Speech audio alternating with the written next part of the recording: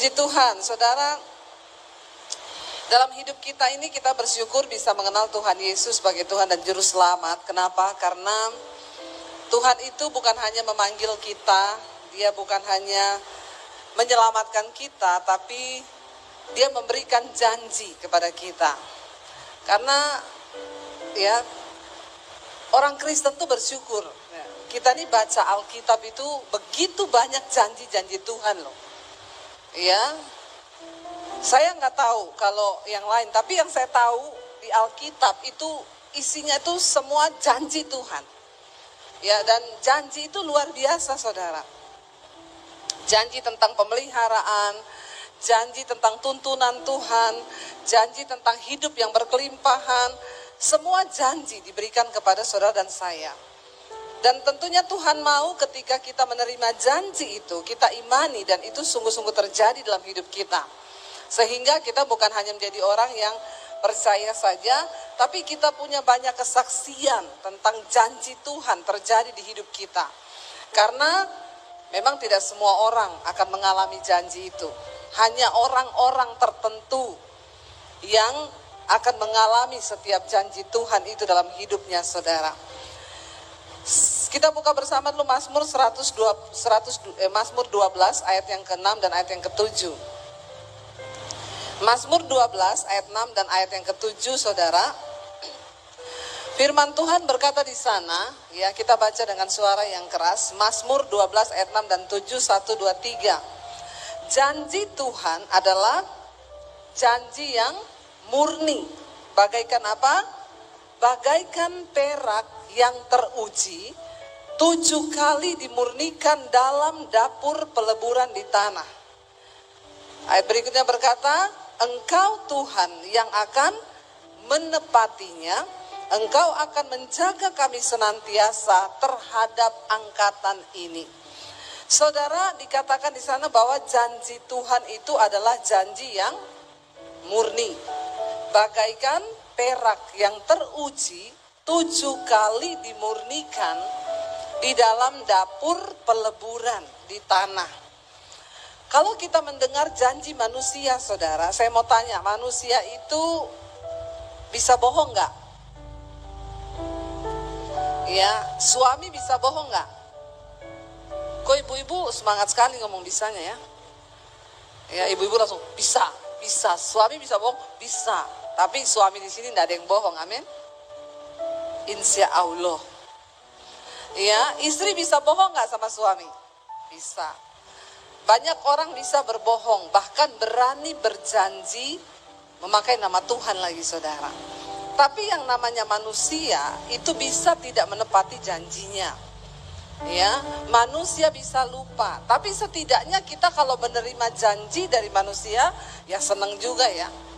Kalau ada orang yang berjanji ya, nanti saya sering begitu. Dulu saya pernah, saudara, diajak orang, Bu, doain dong, saya ini mau jual rumah. Mau jual rumah di Jakarta. Oke, saya berdoa. Ya, saya ini buka harga rumah saya ini 20 M. Saya mau jual 20 M. M itu miliar, bukan ember. Miliar. Berdoa, saudara. Dia bilang begini, sama saya dengan suami, nanti Bu, kalau rumah ini laku, saya beliin ibu rumah deh. Yang seharga 500 juta. Ini 15 tahun lalu, waktu kami baru injak Jakarta. Harga 500 juta itu sudah lumayan rumah. 15 tahun lalu. Dia bilang, nanti kalau rumah ini laku, ibu doain, saya beliin ibu rumah yang 500 juta. Lalu waktu pulang saya bilang sama suami saya gini, janji manusia nggak usah dimasukin hati, ya, didengar aja di telinga, karena kalau sampai hati nggak ditepati bisa sakit hati. Ya, oke. Dia telepon, Bu, hari ini ada yang tawar, Bu, ya, saya naikin jadi 21 M. Ada yang tawar dinaikin 21 M. Doakan ya Bu. Ya, saya berdoa. Besok telepon, Bu ada yang nawar, saya naikin 22M. Ya, harusnya juga kan persenan buat rumahnya saya naik kan? Kalau naik juga harganya toh. Saudara tahu akhirnya rumah itu laku di angka 23M. Ya, miliar. Saya bilang sama suami, ya udah waktu itu dia telepon pagi, Bu doain ya. Pagi ini saya ketemu notaris, ketemu sama pembeli di depan notaris, dia periksa semua surat, nanti kalau ini hari ini dia DP. Ya. Oke Bu, sukses semuanya ya, sukses. Sampai siang, sampai sore, enggak ada kabar. Ya, saya enggak mau tanya soal rumah 500 juta itu kagak. Yang sesuai janjinya itu enggak. Cuma penasaran aja gitu loh, jadi dibeli apa tidak kan? Ya, cuma itu aja. Saya telepon, ya bunyinya, telepon yang Anda tuju sedang bersembunyi. Ya, nggak nyambung. Saya SMS nggak dibalas, akhirnya saya teleponlah pembantunya. Mbak, itu ibumu lagi baik-baik saja kan? Sehat toh? Saya cuma takut aja kok dari tadi siang saya telepon nggak diangkat ya. Bu pendeta, saya mau ngomong sama ibu. Kenapa? Kan tadi siang rumahnya sudah dibeli. Ibu tuh aneh, begitu pulang dari notaris terima bayaran dia bilang, kalau ada yang cari saya, bilang saya nggak ada di rumah. Tutup pintu. Kalau ada yang telepon, bilang saya nggak ada. Itu pasti orang-orang mau minta duit karena tahu rumah saya laku. Janji manusia. Boro-boro beliin rumah 500 juta. 50.000 pun tidak dapat. Janji memang kalau janji manusia itu jangan dimasukin hati. Anak berjanji sama orang tua janji sama anak, enggak usah. Karena banyak pertengkaran terjadi gara-gara janji yang tidak ditepati. Saya berusaha sampai hari ini kalau ada orang janji, saya enggak mau masukin di hati. Cukup masuk di kuping saja, amin. Karena kalau kita masukin hati, nanti kita sakit hati. Makanya muda-muda di sini, ya kalau pacaran, cowoknya kebanyakan janji, nah itu pret. Ya, banyak janjinya itu biasanya pret. Mending jalani aja, ndak usah janji. Ya, ndak usah janji. Kalau memang mau memberkati, ya berkati. Daripada berjanji tapi tidak ditepati. Manusia itu mengecewakan. Tapi firman Tuhan berkata, saudara, Tuhan itu bukan manusia yang bisa lupa terhadap janjinya. Tuhan itu Tuhan. Coba kita lihat dalam 2 Petrus pasal yang ketiga ayat yang ke-9. 2 Petrus 3 ayat 9, firman Tuhan berkata di sana demikian saudara. Kita baca bersama 2 Petrus pasal yang ketiga ayat yang ke-9. 1, 2, 3. Tuhan tidak lalai menepati janjinya. Sekalipun ada orang yang menganggapnya sebagai kelalaian, tetapi ia sabar terhadap kamu karena ia menghendaki supaya jangan ada yang binasa, melainkan supaya semua orang berbalik dan bertobat. Ya, bilang kanan kirimu, ingat loh, Tuhan itu tidak pernah lalai menepati janjinya. Cepat. Ya, ngomong yang benar, lihat matanya. Jangan cuma seadanya aja. Ya, terutama suami istri, lihat-lihatan. Kenapa? Karena waktu kita berdua suami istri percaya kepada firman Tuhan, maka disitulah letak kekuatan dalam sebuah rumah tangga. Katakan, amin. Firman Tuhan itu, kok anak kecil yang teriak amin ya? Padahal anak ini belum menikah loh. Tapi luar biasa imannya loh ya.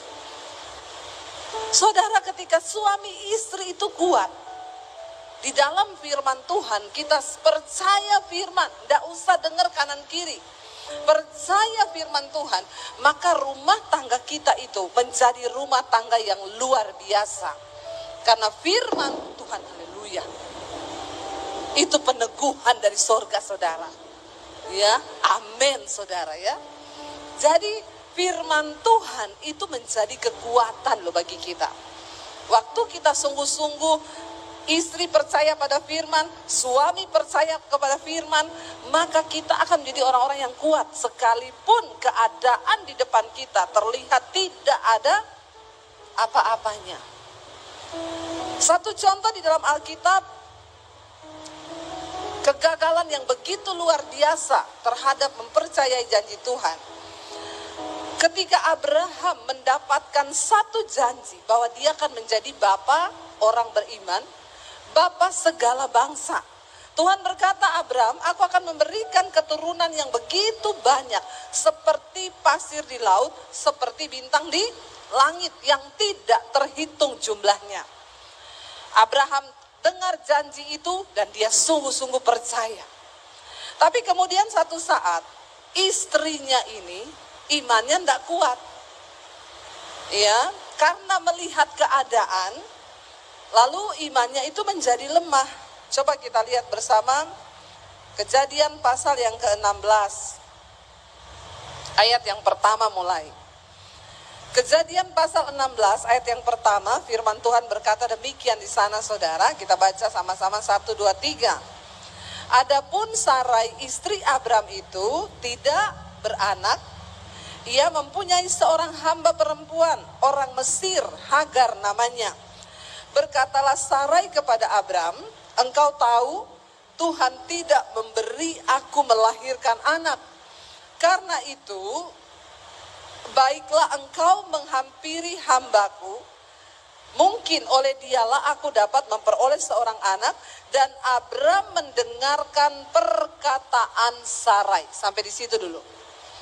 Ketika melihat keadaan di depan mata yang tidak masuk akal logika, Sarah ini berusaha menggoda atau melemahkan iman suaminya. Dia bilang begini, Pak, ya memang si Tuhan bilang kita akan dapat anak. Tapi coba kamu lihat, dia bilang, engkau tahu sendiri, aku ini sudah menopause, aku sudah mati haid.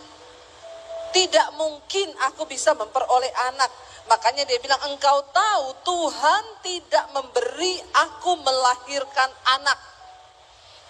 Karena itu, hampiri saja budakku, orang Mesir yang bernama Hagar. Saudara, waktu Tuhan memberikan sebuah janji, perhatikan, maka iblis akan berusaha memutarbalikkan janji itu. Tuhan bilang kepada Abram, aku akan memberikan engkau anak yang sangat banyak. Titik, tidak ada apapun.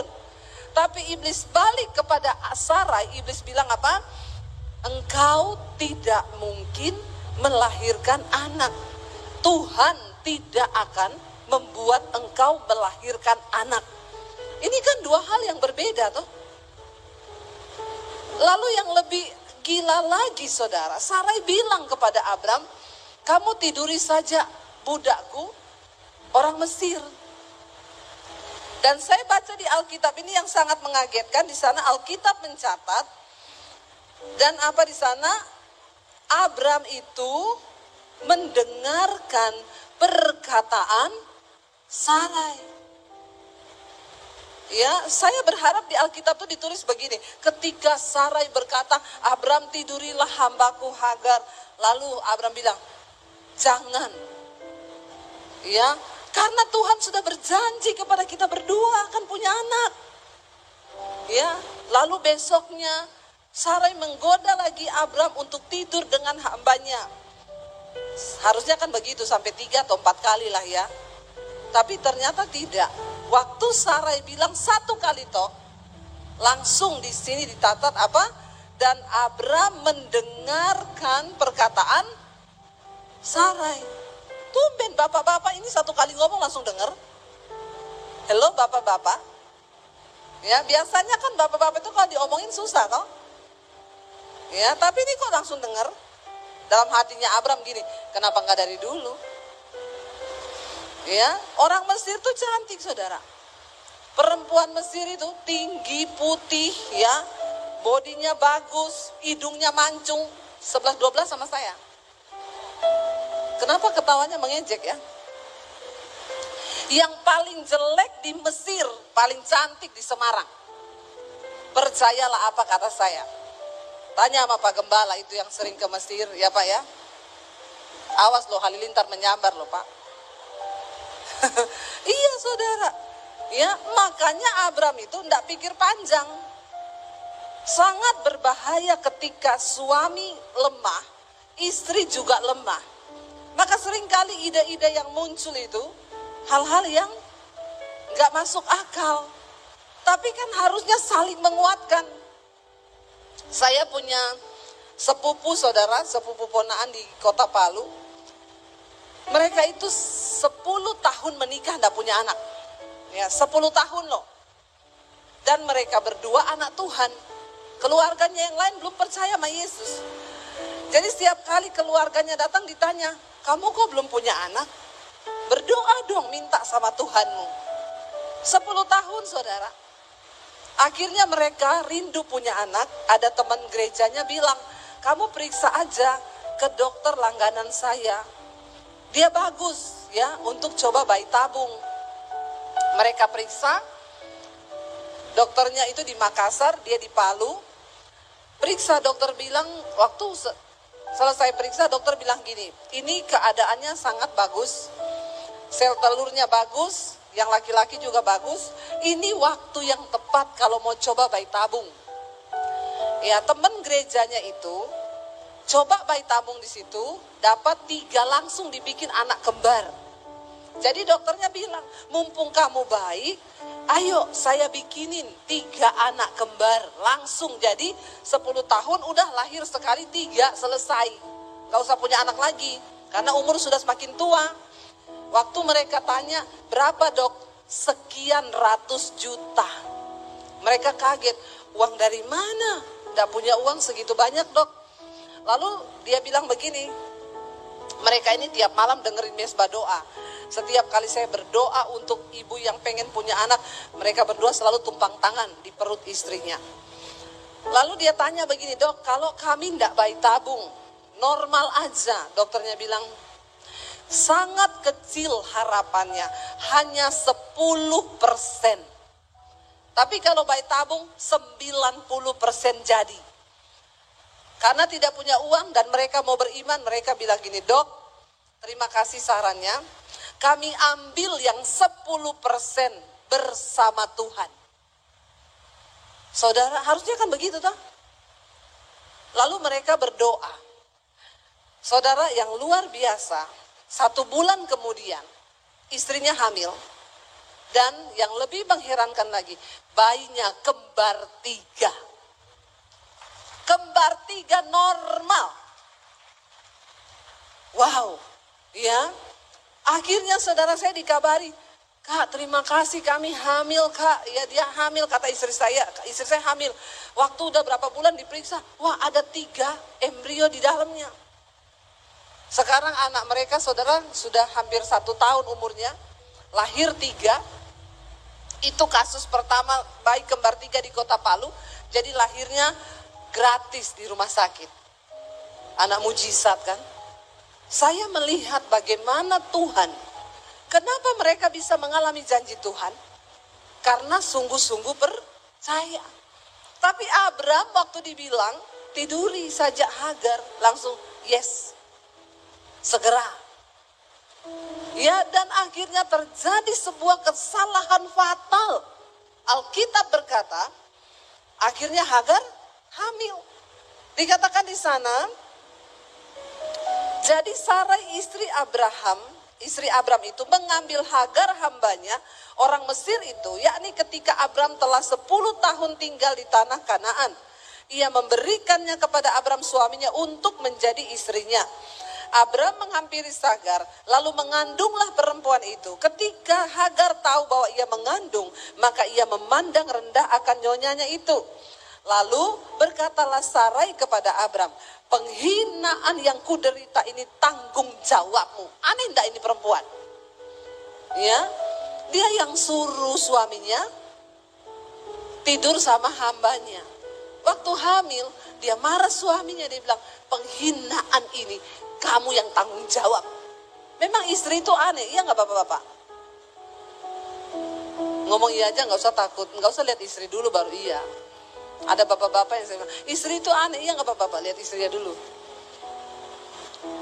Ya, makanya bapak-bapak jangan semua yang istri omong itu didengar langsung, ditimbang dulu ini sesuai firman apa enggak.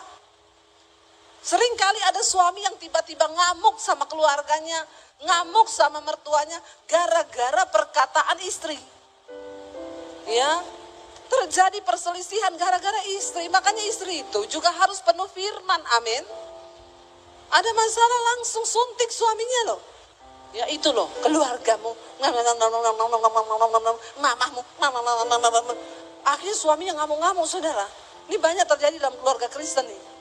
Pertengkaran demi pertengkaran akibat istri yang hidup tidak takut akan Tuhan.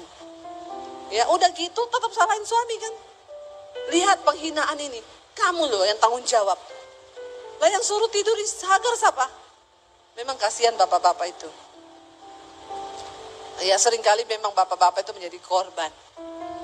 Bapak-bapak bilang amin dong, saya sudah bela loh ini bapak-bapak di sini. Terima kasih kek. Ya dukung saya gitu ya. Ya benar ya, mari kita ini hidup takut akan Tuhan istri-istri. Dia bilang penghinaan yang kuderita ini tanggung jawabmu. Akulah yang memberikan hambaku ke pangkuanmu. Tetapi baru saja ia tahu bahwa ia mengandung, ia memandang rendah akan aku.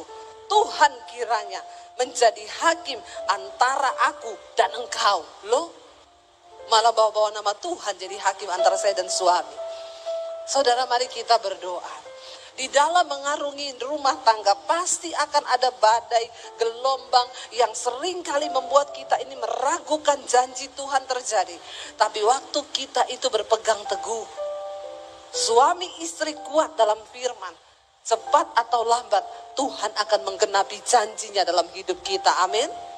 Ya, saya tadi tertarik Pak Victor bilang biar surga itu turun ke bumi. Apa itu surga, saudara? Surga hanya bisa terjadi dalam kehidupan orang yang hidup sungguh-sungguh percaya pada firman Tuhan. Waktu surga turun ke bumi, yang terjadi itu apa? Yang pertama, ada kebenaran, damai sejahtera, dan sukacita oleh Roh Kudus. Itu surga. Amin. Ya, waktu kita ini hidup dalam kebenaran, pegang janji Tuhan, maka hidup kita penuh damai sejahtera dan ada sukacita. Jadi walaupun mungkin kita nggak punya uang, tapi ketika ada surga dalam hidup kita, di situ ada kebenaran, damai sejahtera dan sukacita. Saya dan suami mengalami banyak badai pergumulan di dalam hidup kami berumah tangga, saudara. Ya, tapi puji Tuhan pergumulannya bukan yang dicari-cari. Kita ini hidup lurus ikut Tuhan aja masalah itu banyak. Apalagi kalau hidupnya bengkok. Tapi kami bersyukur semua persoalan badai yang kami hadapi itu karena kami belajar menuruti janji dan firman Tuhan dalam hidup kami. Itu luar biasa, saudara. Tapi karena kami bertahan dalam firman, percaya pada firman Tuhan, Tuhan menggenapi.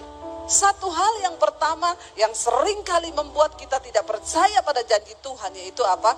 Waktu kita melihat keadaan di depan kita rasanya tidak sesuai dengan ekspektasi yang kita harapkan, yang kita mimpikan. Jangan pernah menyerah. Waktu Sarai melihat keadaannya, dia bilang sama suaminya, kau lihat kan, engkau tahu kan, Tuhan tidak akan memberikan aku melahirkan anak. Jadi buat apa? Apa yang kita harapkan? Orang yang selalu membatasi Tuhan dengan cara berpikirnya, dia tidak akan pernah melihat janji Tuhan itu digenapi dalam hidupnya. Tapi waktu kita membebaskan Tuhan bekerja, bagian kita itu cuma taat. Waktu Tuhan berjanji, tangkap, pegang, itu terjadi. Pasti itu terjadi. Katakan, amin. Contoh yang kedua di Alkitab, seorang yang membatasi Tuhan dengan cara kerjanya, siapa? Naaman adalah seorang perwira, panglima dari negeri Aram. Dia panglima perang dari tentara Aram. Satu kali dia kena kusta, saudara. Zaman itu kusta ini penyakit yang tidak ada obat, itu penyakit kutukan. Lalu seorang budaknya berkata kepada istrinya, coba ya Bapak mau nggak pergi ke Israel? Di sana ada nabi yang bisa menyembuhkan orang yang sakit kusta.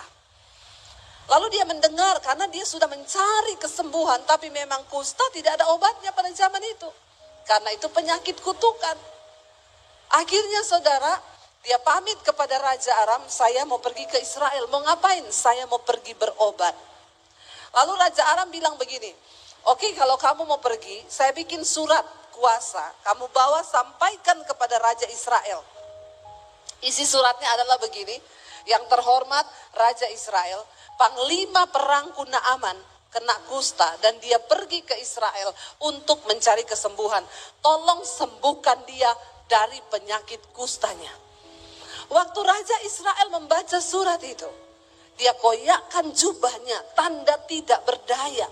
Dia bilang, Tuhankah aku? Allahkah aku ini? Sehingga ini Raja Aram mengirim surat dan mengirim panglima perangnya untuk datang ke sini dan untuk aku sembuhkan. Raja Israel berkata, sesungguhnya dia ini cuma cari gara-gara. Dia pasti mau perang lagi dengan Israel. Ketika didengar Elisa, saudara, bahwa Raja Israel mengoyakkan jubahnya, dia berkata, dia kirim utusan, suruh Naaman datang ke rumahku. Supaya dia tahu bahwa di Israel ada Allah yang hidup, yang sanggup menyembuhkan. Lalu dia datang, saudara. Ketika dia datang, Alkitab berkata, Elisa tidak membuka pintunya. Elisa tidak menemui Naaman. Kita baca 2 Raja-Raja pasal yang kelima, ayat yang ke-9 sampai ayat 12, saudara. 2 Raja-Raja 5, ayat 9 sampai 12. Kemudian datanglah Naaman dengan kudanya dan keretanya, lalu berhenti di depan pintu rumah Elisa. Elisa menyuruh seorang suruhan kepadanya mengatakan, pergilah mandi 7 kali dalam sungai Yordan, maka tubuhmu akan pulih kembali sehingga engkau menjadi tahir. Tetapi pergilah Naaman dengan gusar sambil berkata, aku sangka setidak-tidaknya ia datang keluar dan berdiri memanggil nama Tuhan Allahnya. Lalu menggerak-gerakkan tangannya di atas tempat penyakit itu. Dan dengan demikian menyembuhkan penyakit kustaku. Naaman membatasi Tuhan dengan cara berpikirnya. Dia bilang harusnya kan saya bisa sembuh, dia keluar. Doain aku ini, tumpang tangan di atas kepalaku. Lalu berdoa kepada Allahnya, lalu aku sembuh. Saudara, jangan pernah batasi Tuhan dengan cara berpikir kita. Sebab jalan Tuhan bukan jalan kita. Waktu Tuhan bukan waktu kita. Cara Tuhan bekerja bukan cara kita. Seringkali kita tidak melihat janji Tuhan digenapi dalam hidup kita karena kita membatasi Tuhan dengan cara berpikir kita. Naaman ini seorang panglima, dia biasanya cuma perintah-perintah anak buah. Kamu bikin begini, kamu bikin begitu. Kesombongannya membuat dia itu juga mau atur Tuhan, mau atur hamba Tuhan. Dia lupa bahwa Tuhan itu punya cara kerjanya sendiri yang berbeda dengan cara kita. Bapak-bapak, mungkin engkau punya banyak pengalaman di bisnis. Tapi jangan pakai pengalaman itu engkau andalkan sebagai kunci kesuksesanmu. Karena Alkitab berkata, terkutuklah orang yang mengandalkan manusia. Tapi diberkatilah orang yang mengandalkan Tuhan. Sebab cara pikir kita itu tidak sama dengan cara pikir Tuhan. Satu kali saudara ada orang cerita sama saya ketemu dengan seorang jemaat mesbah doa. Papanya jemaat mesbah doa, lalu saya ketemu dia, kami ngobrol. Anaknya ini datang dari Ambon, dia tinggal di kepulauan. Saya tanya sama anaknya ini perempuan, oh dari Ambon, iya. Di sana kerja apa di Ambon? Puji Tuhan Bu, saya punya beberapa pom bensin. Saya lihat modelnya dia tuh biasa saudara ya. Maksudnya biasanya kan orang punya pom bensin tuh gak gampang ya. Saya bilang, loh maaf ya, dia masih muda. Punya pom bensin itu kan gak gampang ya. Itu izinnya atau ini kan harus ada kenalan orang dalam dan lain sebagainya. Dia bilang, Bu, itulah Tuhan ya, dia bersaksi. Bagi Tuhan, melakukan sesuatu bagi orang-orang yang dikenannya itu saudara, seringkali di luar logika manusia. Dia cerita, itu berawal dari dia tinggal di kepulauan di Ambon. Pom bensinnya cuma 1 biji, yang beli itu antri panjang dan harganya mahalnya minta ampun. Lalu dia bilang begini di hati, Tuhan, aku tuh pengen loh buka pom bensin supaya di daerahku ini tidak antri begini dan juga tidak kemahalan kalau cuma ada satu. Lalu dia cerita sama ibu gembalanya bilang, aku kenal kepala Pertaminanya. Ayo kita tak antar main ke rumah, ke kantornya dia, siapa tahu ada jalan. Saat tanpa janjian, pergilah ke kantor Pertamina. Sampai di sana ngomong, saya mau ketemu sama kepala kantor Pertamina. Security-nya bilang, ibu udah ada janji? Belum. Ibu mau ketemu dengan siapa? Kepala kantor Pertamina. Pak siapa? Pak ini namanya. Maaf bu, bapak itu sudah bukan kepala di sini, sudah diganti, sudah lama. Oh, terus? Lah saya ketemu sama yang baru boleh enggak? Ya coba tunggu dulu ya, siapa tahu ya dia mau ketemu. Akhirnya dia disuruh masuk. Akhirnya ketemu saudara. Waktu ketemu sudah orang lain nih, udah bukan kenalannya ibu gembala. Lalu ditanya, kenapa datang ke sini? Saya mau buka pom bensin di daerah ini, boleh nggak? Dilihatlah petanya. Oh maaf bu, di situ sudah ada rencana, ada yang mau buka. Jadi udah nggak bisa. Oh jadi udah nggak bisa ya, nggak bisa. Udah pulang saudara. Waktu pulang diantarlah dia sampai di luar. Di situ ada peta di Kepulauan Ambon itu yang tempat mereka tinggal. Kepala Pertamina dia cuma ngomong begini, kalau ibu punya tanah di daerah ini, mungkin masih bisa bu, karena di sini belum ada. Dia lihat petanya itu di mana di sini. Di situ ada tanahnya suaminya. Jadi bukan di daerah yang dia pertama. Ada tanah suaminya yang memang belum. Oh saya punya di situ pak. Tanah, Terus gimana pak? Ya udah nanti kapan ibu ada waktu kami mau survei ke sana. Survei saudara. Dia tanya gini, Pak kalau survei itu saya harus bayar berapa ya? Nggak usah bayar Pak. Bu itu sudah tugas kami. Ya. Akhirnya pulang dia bilang, lah kalau jadi saya harus siapin uang berapa? Sekian miliar. Ibu punya uang? Nggak punya. Loh saudara, kan secara manusia itu nggak mungkin toh. Nggak punya uang, tapi bagi Tuhan tuh nggak ada yang kebetulan. Waktu kita berjalan bersama Tuhan, janjinya itu kuasa Tuhan tidak terbatas. Dan sesuatu yang tidak terduga sering terjadi. Dia bilang saya tidak punya, ya udah pokoknya saya survei dulu bu, gampang. Kalau kita lihat cocok, ibu bisa ajukan ke bank lah. Dilihatlah tempatnya. Ternyata dia bilang, oh iya bu bisa ini, bisa kalau kami tinjau bisa. Ya udah, terus sekarang pak, ya nanti kita mulai ini, ibu siapkan dana sekian. Ya bentar ya pak, saya cari dulu uangnya. Dia coba datang ke bank saudara. Dia cerita begini-begini, bank kasih dia pinjaman. Akhirnya terjadilah, jadi pom bensin di daerah itu. Yang satu ini berhasil saudara. Ya, dia bisa menjadi berkat bagi tempat di situ, berhasil. Lalu dari Pertamina tawarin lagi, Bu, ibu punya tanah lagi enggak di daerah ini? Oh iya, saya tuh punya tanah di situ dekat laut. Kebetulan saya mau bangun dermaga, jadi pelabuhan. Ya udah, di situ bisa ya Bu. Dia buka lagi 2 saudara. Sekalian dia punya dermaga di situ, dia bangun untuk kapal-kapal bisa masuk ke situ. Saudara saya itu mendengar cerita ini kan kayak dongeng toh. Saya bilang, Bu, orang itu mau buka pom bensin harus punya uang berapa ratus miliar, saudara. Baru bisa sogok kanan kiri. Ini, saudara, kalau Tuhan berkenan atas hidup seseorang, janjinya itu terjadi. Tanpa ada yang bisa menduga cara Tuhan. Dan dia hidup bisa menjadi berkat. Saya diberkati dengan kesaksiannya. Di tengah hari-hari ini orang menghalalkan segala cara untuk mencari jalan A, B, C. Tapi bagi orang yang percaya sungguh kepada Tuhan, seringkali ada begitu banyak jalan yang tidak terduga oleh pikiran kita, yang Tuhan sediakan bagi orang-orang yang percaya. Jangan tidak percaya. Kenapa seringkali kita nggak melihat janji Tuhan? Karena kita menganggap Tuhan itu lalai menepati janjinya. Saya ingat waktu kami saudara dipanggil Tuhan untuk pindah ke Jakarta. Melalui tanda demi tanda, panggilan demi panggilan, kami bergumul benar-benar. Lalu kami berdua suami istri yakin Tuhan panggil kami. Berangkat di Jakarta, hampir di Jakarta tidak ada pelayanan satupun. Saya stres, saya merasa berat. Kenapa ya Tuhan itu tidak membuka jalan? Sampai akhirnya saudara, suami saya bilang sama saya, kamu bertahan di Jakarta, aku enggak. Aku mau pulang. Karena anak-anak kami waktu itu masih di Solo. Dia bilang, saya mau pulang ya. Kita enggak lihat janji Tuhan di sini. Mana janji Tuhan, orang yang lihat ada perkara besar, Tuhan akan melakukan ini dan itu. Saya bilang sama suami saya, bertahan dulu di sini. Ya kamu kalau mau bertahan, ya bertahan dewe. Saya bilang, tapi ini kan Tuhan yang panggil, Tuhan yang berjanji loh. Dia bilang, aku ra peduli.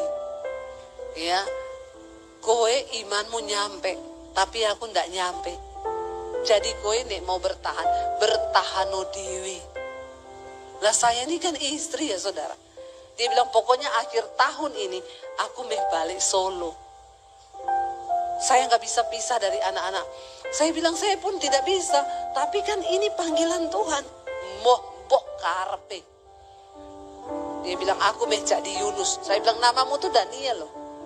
Kenapa kamu mau jadi Yunus? Pencobaanmu itu bukan di perut ikan, di gua singa. Iya enggak? Belum tentu Daniel itu lulus di perut ikan. Ya, karena itu buat Yunus. Lalu saudara dia tetap enggak, aku mau pulang. Ya karepmu. Saya bilang sama Tuhan, Tuhan, ini suamiku ngajak pulang loh. Saya tahu ini panggilanmu, ini janjimu bagi kami di sini ada sesuatu yang besar. Tapi kan firmanmu bilang ya istri harus tunduk sama suami. Lalu suami saya mau pulang. Lah aku yang melu Tuhan. Ya enggak? Kalau Tuhan mau tahan kami, ya Tuhan berperkara dengan suami saya. Akhirnya saudara ada satu KKR. Ada waktu di ujung penantian itu, tiba-tiba suami saya ditelepon temannya. Dia bilang, bro, ada acara nggak tanggal ini? Kenapa? Ada KKR di Grand Melia Hotel Jakarta. Kamu pelayanan ya? Tapi bukan main piano. Suami saya kan main piano, main keyboard. Terus main bass. Yang nggak ada ini pemain bass. Kue iso toh? Kata suami saya, yo iso sih. Tapi ya pokoknya nggak fals ya. Yo nggak pinter juga, tapi nggak fals toh. Yo wis, ayo ya main bass. Istrimu nganggur ah? Nganggur terus istriku. Memang raina pelayanan. Nganggur terus. Ngopo? Yo kon melu sisan jadi singers ya. Seragamnya hitam putih. Dari dulu kan seragam pelayan Tuhan hitam putih ya. Kayak tai cecak saudara. Hitam putih. Gak ada warna lain. Hitam putih gitu ya. Ya sudah saudara, datanglah kita. Itu acara KKR untuk pengusaha-pengusaha. Jadi kakaknya Haritanu, namanya Pak Rudi Tanu, bikin acara. Undang nabi-nabi dari Amerika, Bill Heyman, dari Asia, Amos Jayaratnam, dari Jepang, Nabilah, beberapa yang punya karunia kenabian. Kita pelayanan, ya suami saya cuma bilang ini, kita pelayanan, ya aku mau jujur kepengen amplop petok, biar ada sanggup pulang ke Solo, mesake ra saudara, mesake yo, jujur loh ini jujur, karena memang kita benar-benar nggak ada penghasilan di situ. Akhirnya saya bilang gini sama suami, setelah acara KKR, tibalah saatnya didoakan. Semua yang mau dinubuatkan bisa maju ke depan.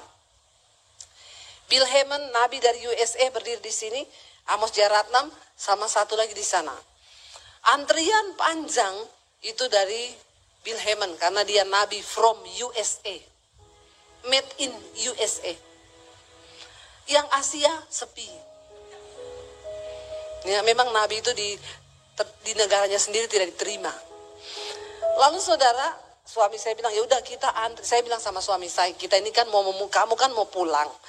Ya, gini aja deh, biar afdol. Kita minta dinubuatkan. Dengar suara Tuhan, audible. Kita enggak tanya orang, kita juga enggak usah ceritakan sama dia. Dia doain kita apa yang Tuhan mau sampaikan, kita dengar ya. Jadi bukan maumu, bukan mauku, tapi maunya Tuhan. Deal ya. Dia bilang, rasa kita iso berdembuat dewe yo, ngopo.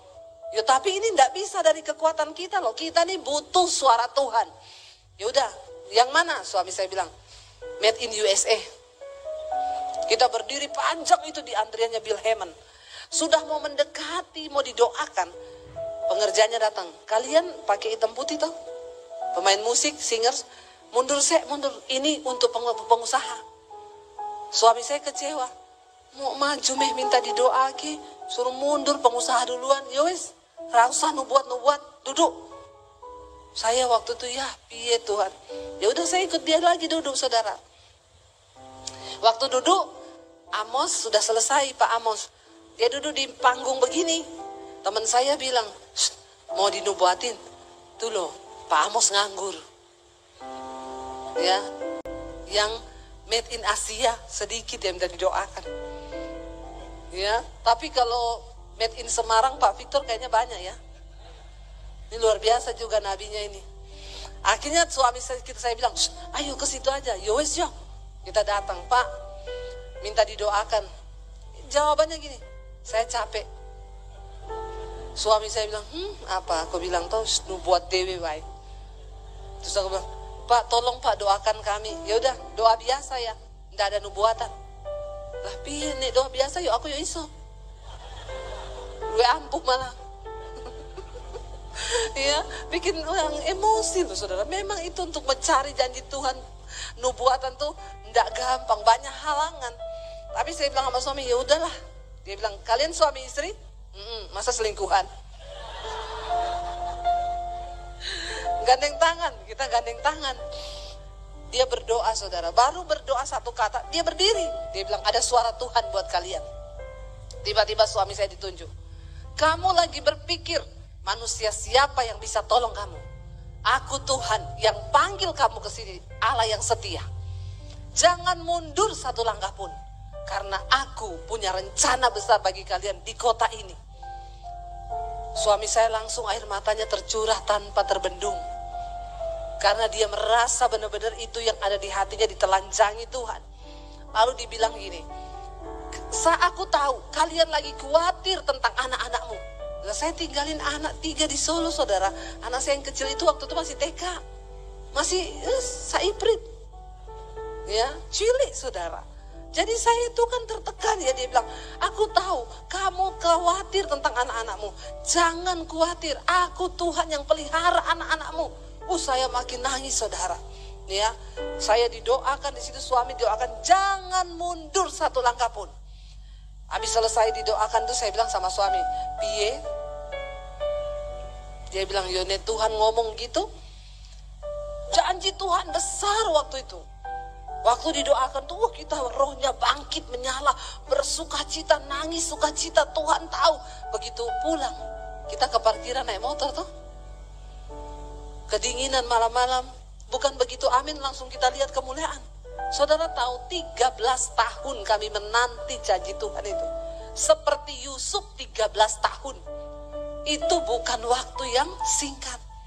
Ada bapak-bapak didoakan suami saya tadi pagi, dia bilang, Pak, saya sudah 7 tahun tunggu. Kata suami saya, kami 13 Pak.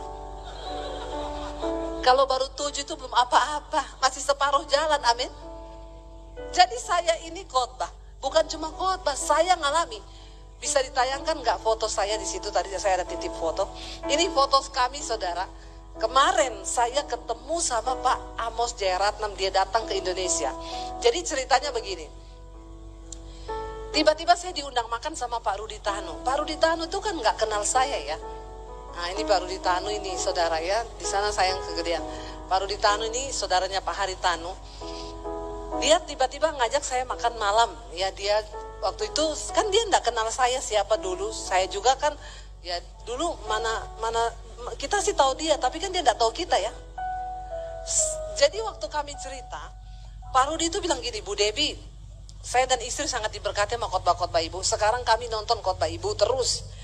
Ibu di dalam satu kesaksian ibu, katanya dulu ibu pernah datang ke satu stasiun TV swasta untuk menawarkan khotbah ibu. Tapi ibu diminta bayar 60 juta. Itu TV mana ya Bu? Jangan-jangan TV saya. Saya bilang, itu TV Bapak. Ya, dia bilang, kok saya nggak tahu. Bu, itu saya itu kasih TV saya itu gratis, nggak usah bayar. Lah kok ibu dimintain bayar? Kenapa ibu nggak hubungi saya? Dulu Bapak nggak kenal saya. Kalau saya hubungi Bapak pun pasti Bapak suruh keluar-keluar, itu saya nggak kenal dia. Nanti mesti minta-minta proposal lagi. Jadi saya ketemu Pak Rudi, dia cerita. Lalu saya itu tidak sengaja sama suami cerita, Pak kami ini tadinya sudah mau pulang di Jakarta. Tiba-tiba ada KKR di Hotel Grand Milia Pak waktu itu. Amos Jayaratnam, tunggu Pak, itu acara apa? Itu acara gini. Pak Rudi bilang, itu kan saya penyelenggaranya. Terus, itu iya bener Bapak sih, saya sih taunya tanu-tanu gitu. Tapi kan saya enggak tahu Bapak. Terus Kami cerita, dia bilang, wah waktu itu ibu kok nggak datangi saya. Bapak nggak kenal saya waktu itu Pak. Saya masih naik motor. Bagaimana Bapak kenal saya? Lalu saudara, kami cerita. Lalu dia bilang begini, berarti malam itu saya bikin acara itu khusus ya buat Bapak sama Ibu ya. Dalam hati saya, pret. Ya, saudara, lalu kami ketemu. Lalu Pak Rudi bilang, Bu, nanti Pak Amos mau datang. Nanti kita ketemu ya. Ibu bersaksi, kasih tahu dia apa yang supaya dia lihat, Bu. Berapa lama itu sekarang? 13 tahun Pak. Acara itu 14 tahun lalu. Ya, saudara, ini foto kami waktu 14 tahun itu waktu kami pelayanan di situ. Ya, tolong ditayangkan. Ahmad Dhani. Enggak, lebih ganteng Daniel. Ini foto kami 14 tahun lalu itu waktu kami pelayanan benar-benar di tempat itu. Ada saudara, masih ada. Suami saya cari di Facebook ya. 14 tahun lalu masih ketemu ya. Saya masih langsing. Sebelum saudara ngomong, saya ngomong memang. Ya. Ini 14 tahun lalu waktu kami di Grand Melia itu. Suami saya main bass. Saya singers. Saya mau kasih tahu sama saudara. Tepuk tangan dulu buat Tuhan Yesus. Ini bukan cerita yang hanya tercatat di Alkitab.